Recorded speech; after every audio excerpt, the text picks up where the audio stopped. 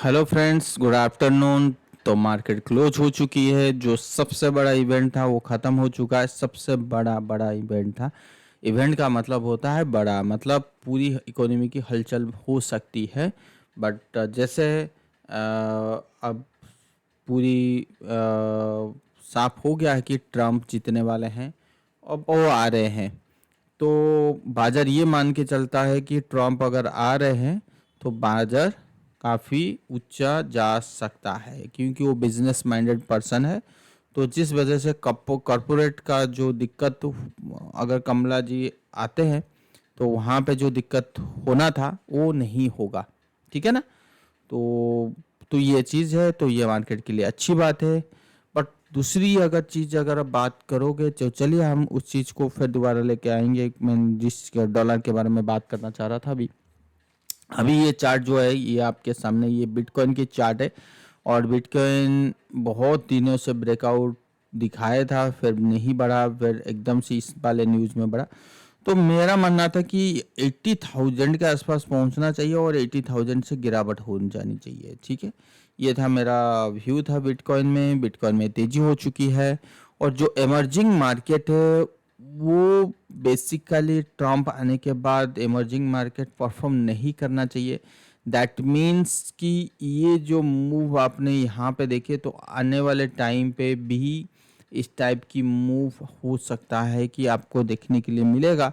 But at this moment, eight this time, एक तेजी हो सकता है जो इमर्जिंग मार्केट। जो इमर्जिंग मार्केट में ऊपर जाए कैसे जाएगा, ये आपके सामने दो क्राइटेरिया है। वो है हैंगसेंग और निकी कह रहा हूँ, चाइना इंडेक्स। अगर ये दो चीज़ तेजी हुआ तो इनकी मार्केट काफ़ी ऊंचा जा सकता है। तो ये अभी देखो, इनकी मार्केट में मैं कभी कोई भी ज़्यादा गिरावट की बात बिल्कुल नहीं कर रहा हूँ।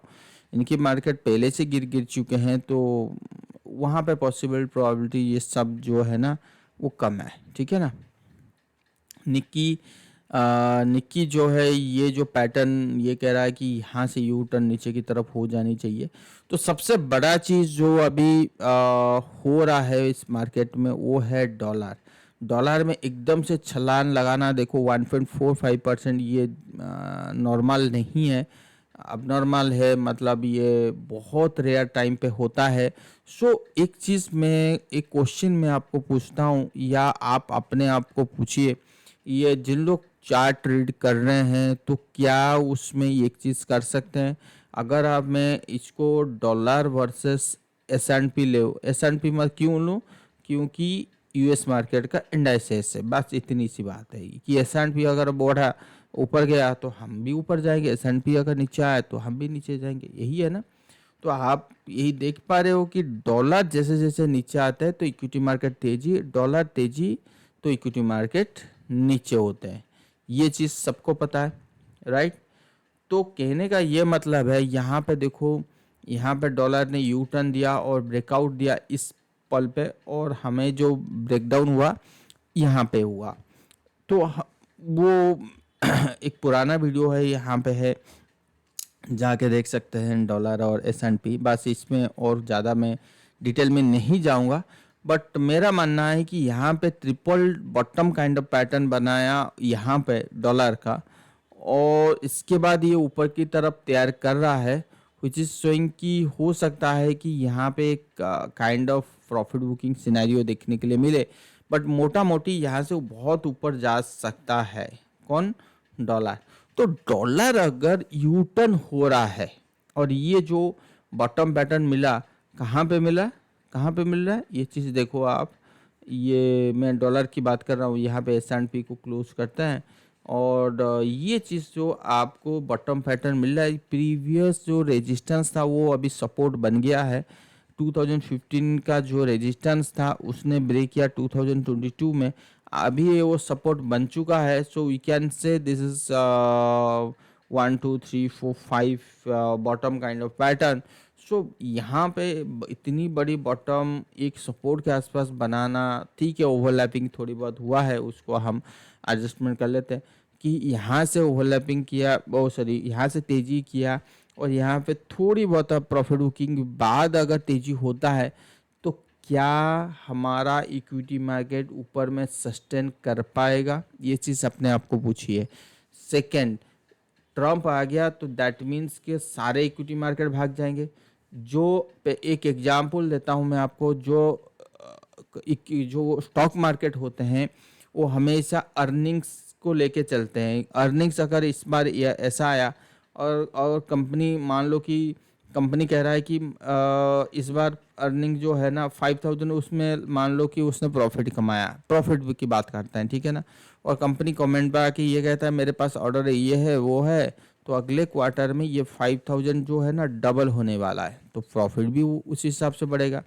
तो जब जब अर्निंग्स के बारे में कोई भी क्या कहते हैं, प्रोमोटर्स तो नहीं, कंपनी वाले अगर कमेंट करते हैं या, तो उस कमेंट के बेसिस पे अगला क्वार्टर, उसके अगला क्वार्टर, 2-3 क्वार्टर है, तो उस बेसिस पे क्या होता है ना, फॉरवर्ड ईपीएस निकाला जाता है और फॉरवर्ड प्राइसिंग प्राइसिंग अर्निंग भी निकाला जाता है। तो उस बेसिस पे फिर वैल्यूएशन निकलती है। बात से सिंपल है।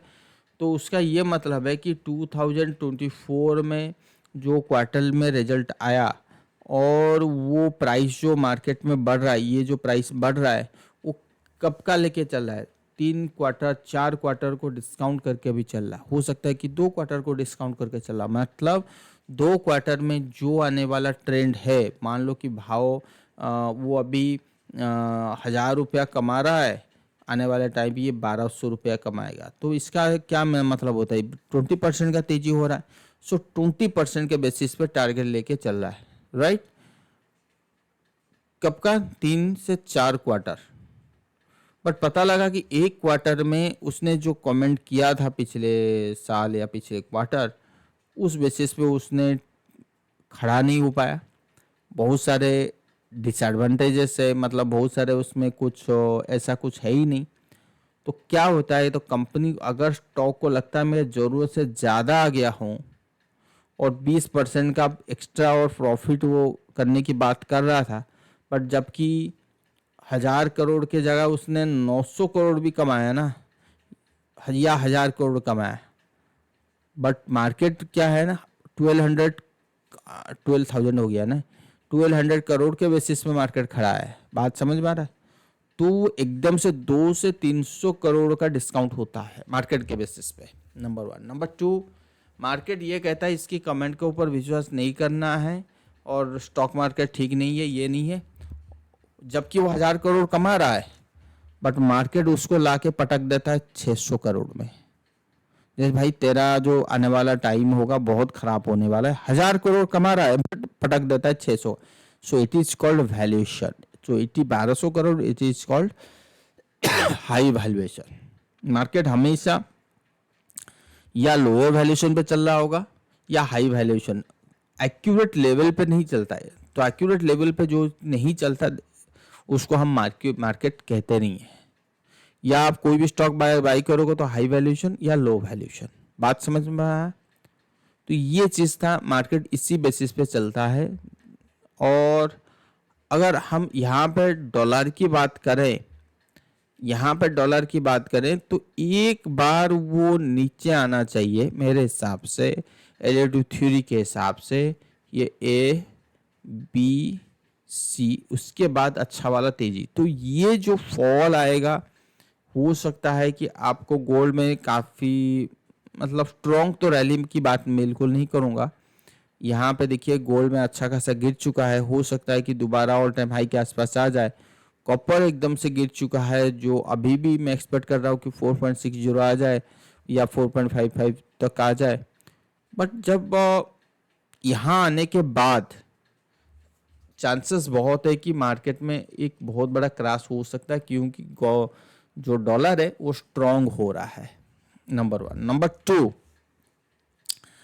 US oil, crude oil, WTI crude oil. अगर ये चीज़ को चार्ट को देखोगे तो ये चीज़ समझ में ये आता है कि बॉटम जो है ना यहाँ ही कहीं हो जाना चाहिए, बॉटम जो है यहीं कहीं हो जाना चाहिए।